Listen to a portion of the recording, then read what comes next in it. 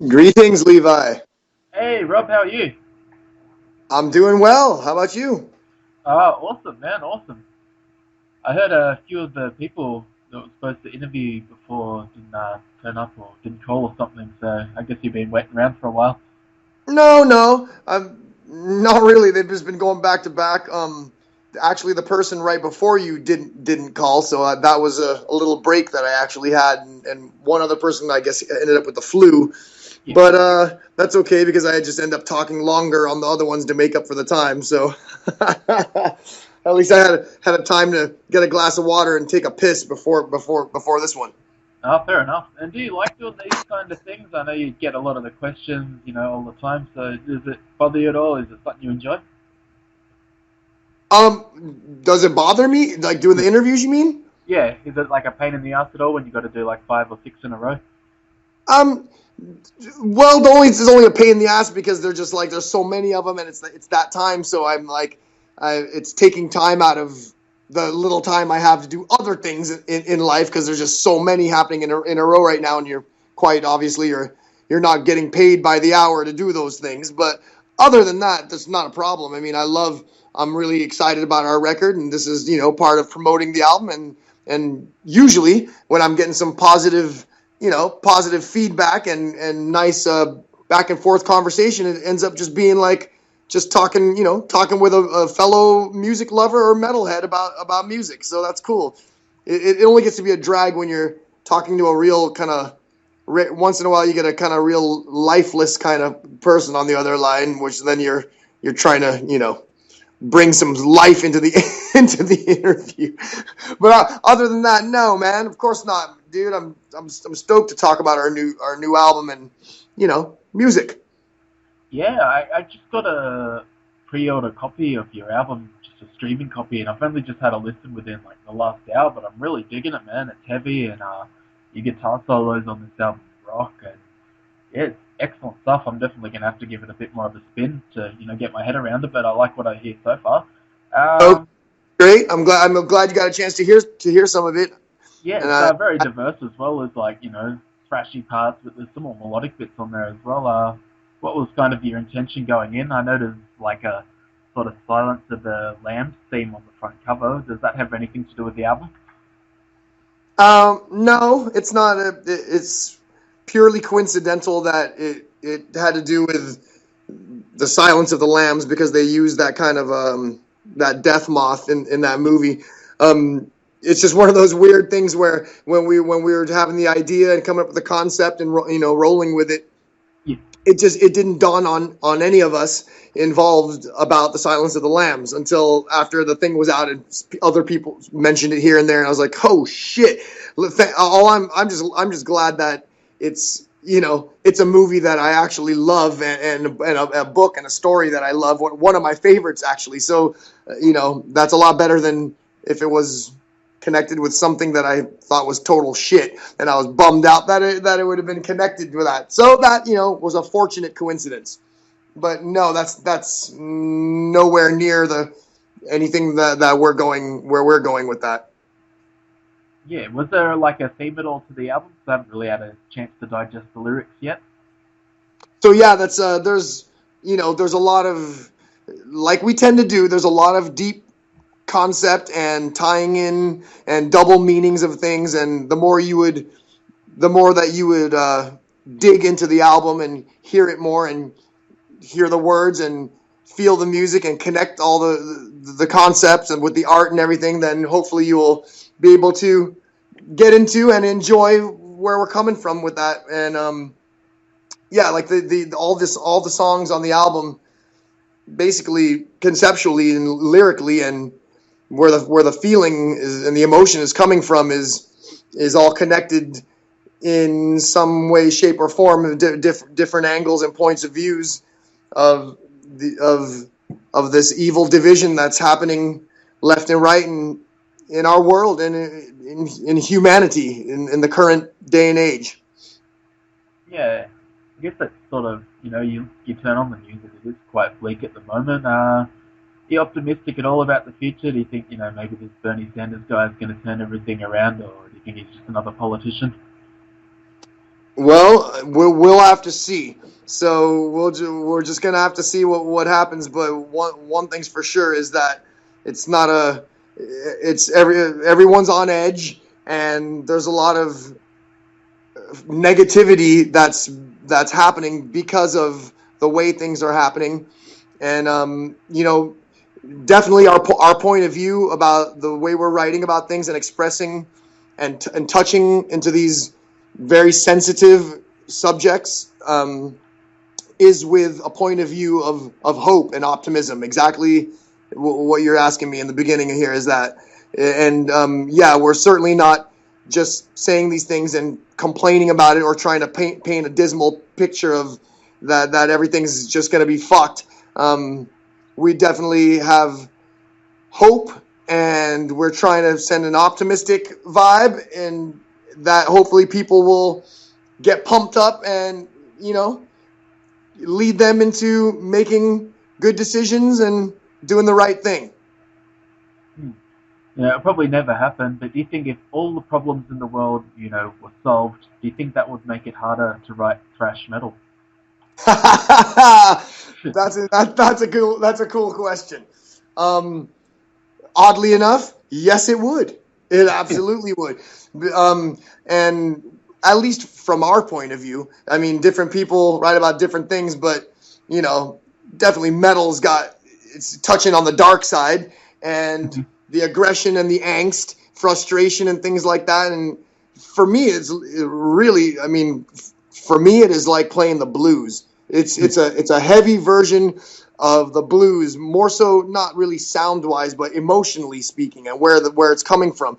And you're venting out these things into music, and as a performer, you're venting out, and as a listener, you're also venting as you're receiving and giving, and it's kind of like a collective release. And so you feel a bit better after that, and you get something out of you in a somewhat constructive and positive manner.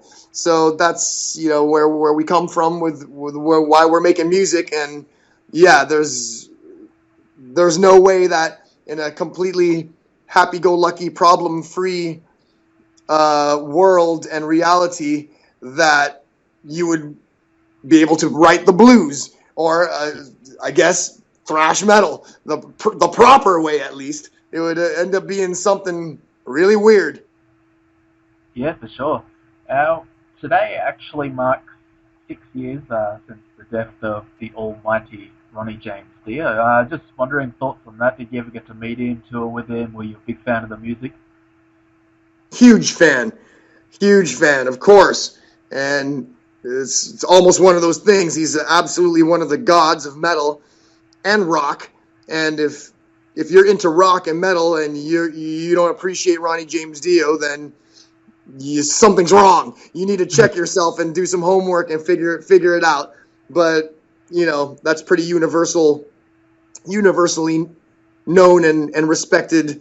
This man and what he's done with his voice and songwriting and musically. So yeah, it's definitely heavy, and it's double heavy on my heart actually, because really even closer to home, it's the same with I don't know if you know who Debbie Abono is, but she was a person that was very huge part of the Bay Area thrash scene as we were growing up and discovering ourselves, and she managed Forbidden, and she tour managed on tours that we were out on, and one of our most incredible tours we did on our Act 3 album, that was us and Forbidden. We toured Europe and we toured the United States extensively, and many memories with her. She was like a mom to us. She looked after us, and she was really, really huge part of the Bay Area thrash community. So that's the same day as Ronnie James Dio. So it's like connecting into one thing. And so yeah, I remember we were doing a show. We were somewhere in Europe, and we were like paying tribute to Ronnie, and getting deep about thinking about his passing when we heard the news of her, and it was just like, my God, already. So yeah, very, very deep feelings and memories.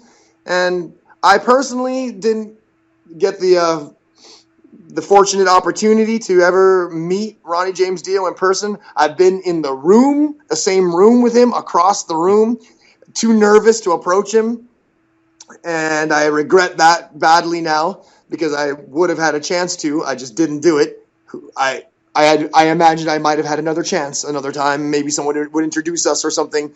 I didn't know that would be my last chance. So, yeah, that's one of those things. Yeah, I think one of the biggest regrets in my life is Heaven and Hell did a tour maybe, it was probably a year before he died, and I was just broke and young back then, and I had to work, and I didn't have the money for a ticket, and I've been regretting it ever since because I figured, oh, he'll be back in a year or two anyway, but obviously not. Right? That's exactly. You can never go back, and everyone's got one of those things. If only I would have done that. And I'm actually glad to say I did go see Heaven and Hell when they played. So I didn't miss that chance, and I've also been fortunate to see Black Sabbath on the actual Heaven and Hell tour, and the Mob Wow. Rules tour, and seen Dio multiple times on his solo tours. So I've definitely experienced that magic live and multiple times, and totally, huge influence and incredible moments experiencing music, live music. Yeah, speaking of magic, I always, way too young and I live in Australia, but I always wish I could have been back in the Bay Area in, 1982 watching Dave Mustaine play with Metallica and all the great bands forming around that spot, Metal Church and you guys. I'm just wondering, what was that scene like at the time, and what's it like now? There's still bands, playing. Is there a big metal scene there now? Is it a lot different? What's well, first of all, it was absolutely amazing back then. It was just simply part of my childhood. That's just how me and the band we were growing up as human beings. We were just teenagers in high school, and meanwhile that whole metal scene was happening, and we were like kind of the young guys in that scene, but we were there and we were part of it. We were accepted. We were at all the parties and all the gigs, and we were known as those guys that you had to sneak in or sneak us a couple beers or something, but it made it a lot of fun. And it was just a really fun way to grow up. And to us, it was just totally the norm. I mean, you get one chance at growing up, and that was our story. So I don't know anything other than that, and that just seemed like a completely normal thing to do for us. And looking back, I see that it was a rare situation indeed, and I'm just fortunate to have been part of that and appreciate the fact that I was there and that it all happened. And as far as what's going on now, like compared to then around the local scene and stuff, it's, of course it's evolved, and it doesn't have that explosive thing that was like cutting edge and brand new as it was back then. You can never recreate a moment when something is new and fresh and totally cutting edge. But that said, metal shows go on nonstop in the Bay Area. There's killer shows, and people love it, and the roots of the scene are in there, and younger generation coming up. But what's evolved and changed is us, our band, us is through decades.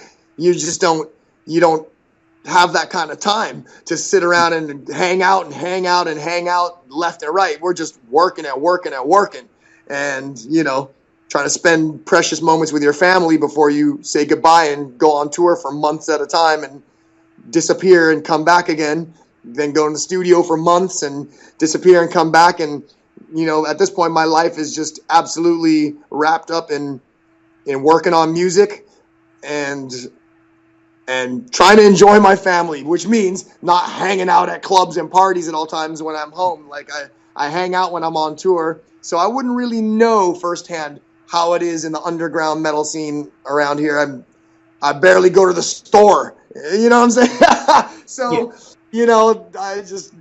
I can't really, I'm the wrong person to ask about that, because I want to say that it's alive and well and thriving, but I know this through, social media and hearsay and like other guys in my band, like Will, our drummer Will Carroll, he's out and about constantly. So I'm getting the reports from the shows from him, and Mark's floating about. Ted likes to go out when he can, so I know what's going on, and it's happening.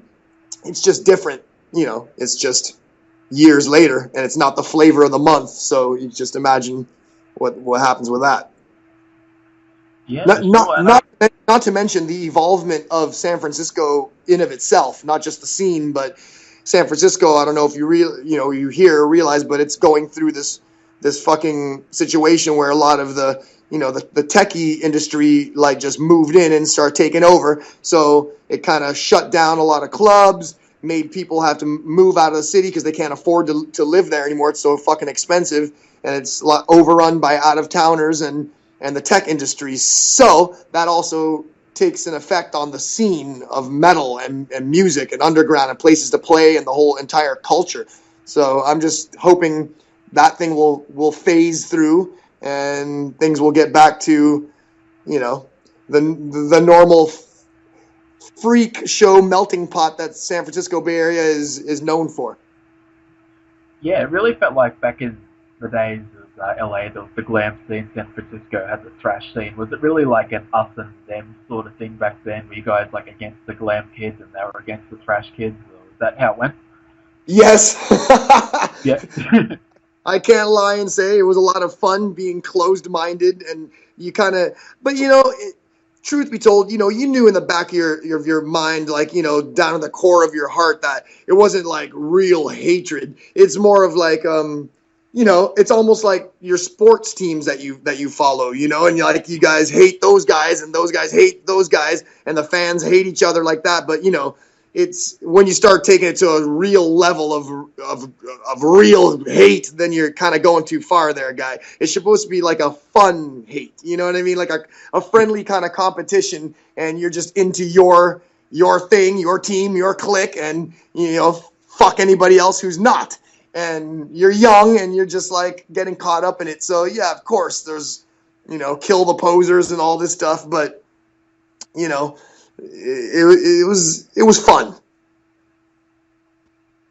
Yeah, certainly. I remember when I was growing up, it was sort of I was more into Pantera and the classic bands as well. But we had the emo movement. You'd get a lot of these kids come up to hardcore shows. They stand up the back with their just looking at each other's hairdos. It was a bit ridiculous. I guess that was our version of glam.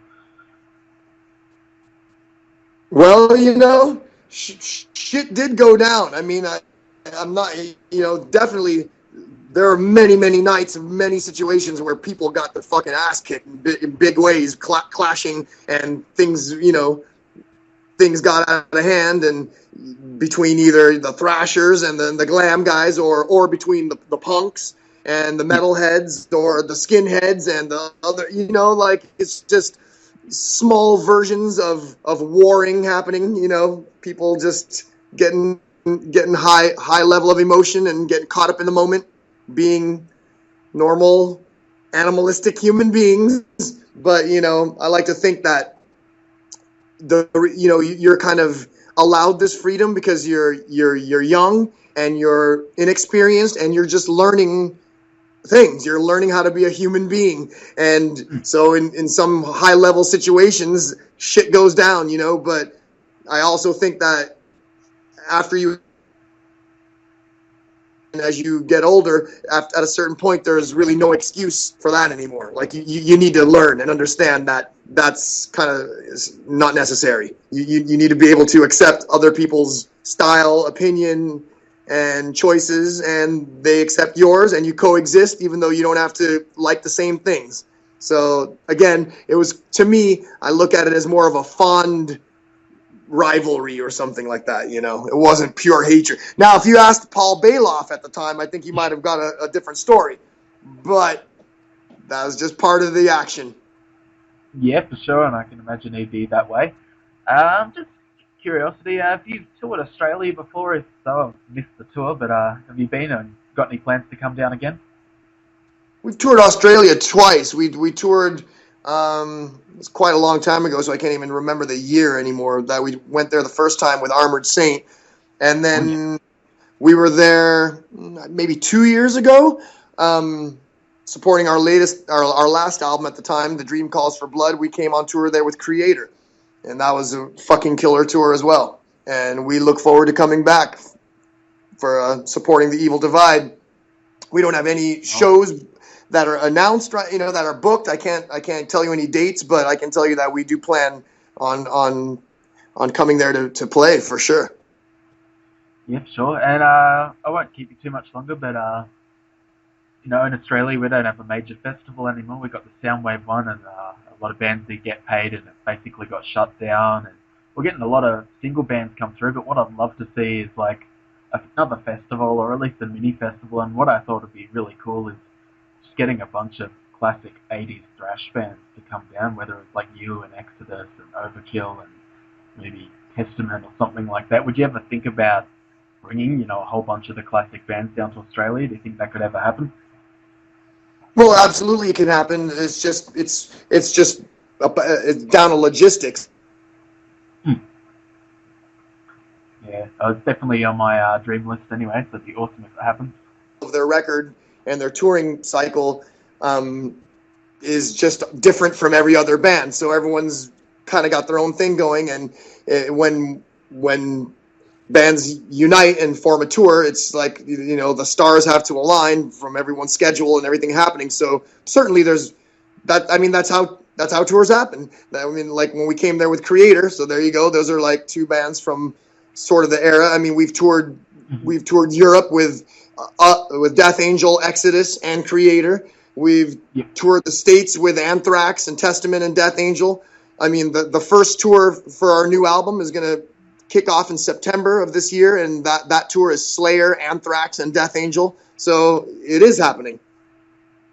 Yeah, that sounds awesome, man. I mean, not necessarily it's happening down there right now, but I mean, it's nothing unusual if it would happen. It would just be a matter of the schedules lining up and the logistics happening. But it makes absolute sense. It's happening all the time, everywhere. Yeah, it will be awesome it'd be awesome to see you when you come down. Be looking forward to it. I'll be up the front headbanging. Nice. Look forward to seeing you making your neck sore. Yeah, man, it's going to be awesome. Thank you very much again for taking your time out for talking to me. You're definitely one of the legends of thrash metal, so it's been a great experience having a chat. Right on. Well, thank you very much as well, and thanks for supporting Death Angel. Spread the word about our new album, The Evil Divide, and continue to support metal and support music. It's very important. Right. So thank you as well, and I hope you get a chance to listen to our album some more so that you could absorb what's going on, and hopefully it'll hit you all the way. Oh, I will, man. I'm going to be listening to it right after this chat. Yeah, thanks again, man. Rock on, brother. All right, killer. Take it easy, Levi. Bye.